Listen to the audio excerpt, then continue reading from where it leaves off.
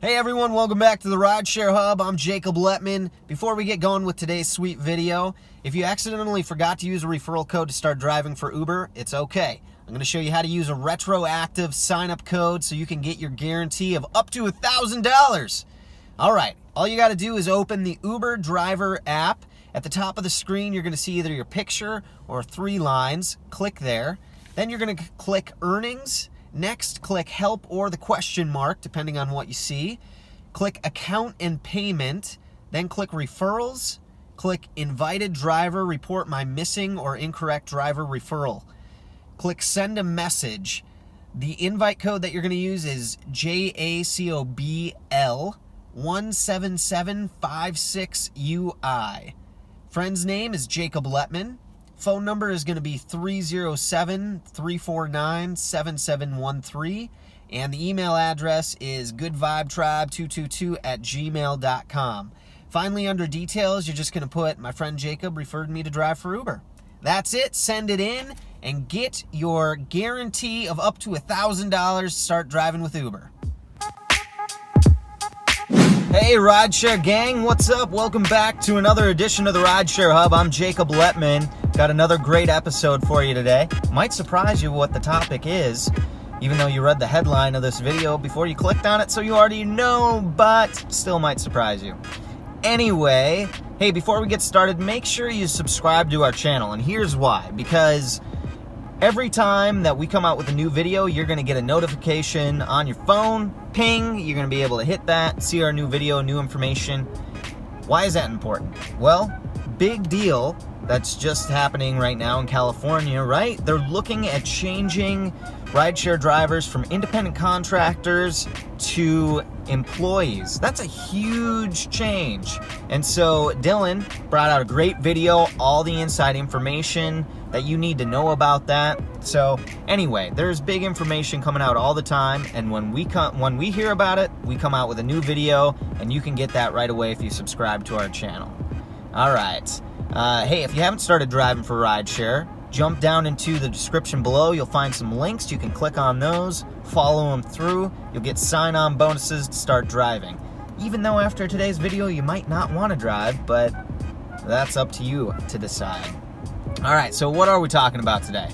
I'm talking about 5 reasons why you should not, that's right, not drive rideshare. I felt it was important to come out with this video because, well, we've had a few people mention it in the comment section below in other videos. And contrary to some people's popular belief, we're not actually a channel that's promoting rideshare driving. What? What? What? That's right. No, what we're doing is we're bringing you all of the knowledge and information that us veteran drivers have after driving for years and giving thousands of rides. We want to share all of that information with you because there is so much mixed information about rideshare driving, and it's such a jumbled topic, which is exactly why they're reviewing it in California. It's not straightforward at all. There's a lot of things to take into account as far as, time spent driving, how much money is actually made, how much money it actually costs drivers to use their vehicles, and gas, and bonuses. So there's tons of stuff to take into consideration.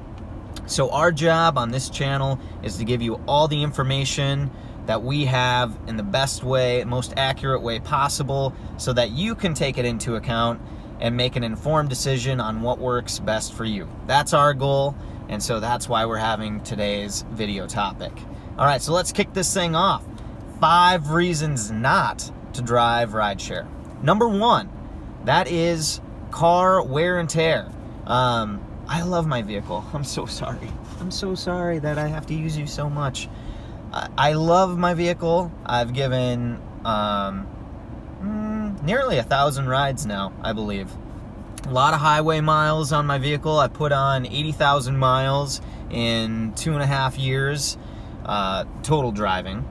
And my paint job has a lot of nicks and scratches from rocks. I just had to replace my windshield because it had several cracks in it from rocks from driving around passengers. As we all know, tires and oil changes. We'll get, actually, that's another thing. That's maintenance. But tires, and then engine wear and tear, all components wear and tear, really. Interior, you get stains and scratches and nicks and dings. So, sad but true. Our cars take a big hit when we're driving for rideshare. Number 2, we're independent contractors. Once again, could be changing in California, which could change things nationwide, so keep up on that. That could be a big deal. As of now, we're all independent contractors, which means we are responsible, one, for using our own tools, which happens to be our vehicle. And there's no benefits, right, in being an independent contractor. No healthcare benefits, no time off, or paid time off, sick days. What else? No retirement, paying into that. So, yeah, we got to take care of all that on our own.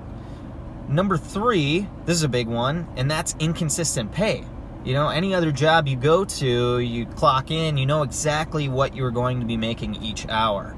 Rideshare driving, not at all. It is a huge ebb and flow of highs and lows, which is another reason we have this channel, to help you maximize making profits when you do drive. And I've gone hours, I have literally gone hours and made like less than $10 before. It's been terrible. And then other times, rides are just flowing in, tips are flowing in, things are good. So big ebb and flow, inconsistent pay. Number 4, this is a little harsh, but true. Uber and Lyft don't really care about us. They don't. They're a big business, and they care about profits over people. That is one of the things that comes with capitalism. Big businesses are responsible to their bottom line, and of course they have to do what they need to do as far as customer service and taking care of drivers and passengers. But when it comes down to it, they don't really care if you can't pay your rent, and they don't care if you can't make your car payment, or they don't care if your car did break down and you can't drive. I don't really care. So, harsh reality of it, but there's no lenience with that. Again, being an independent contractor, they just have other independent contractors, so we're expendable. And number 5, and that is expenses, and there are quite a few. Now, even though these are tax write-offs, you still have to have this money in the bank in order to be able to even rideshare drive, and those things are being able to pay for gas, your rideshare insurance, a car payment if you do have one. You have to pay for your car maintenance. And then we're also responsible for paying our own taxes, right? If you're an employee, your employer will take out those taxes, things like Social Security and Medicaid, Medicare. So yeah, we also have to set aside money from what we're making and pay it to Uncle Sam. So there you go. Those are 5 reasons why not to drive rideshare. Again, our goal on the Rideshare Hub channel is to give you all the information as best we can so that you can make an informed decision on doing what works best for you. I'm Jacob Lettman. You can follow me on Instagram at jacob.lettman. Follow the Rideshare Hub on Instagram at Rideshare Hub. If you took something away from this video, I appreciate a big thumbs up. And if there's anything that I left out, feel free to jump down into the comments section below. As always, leave your feedback. Much appreciated. And until the next time, drive safe. Or if you're not going to drive, be safe and take care. We'll see you.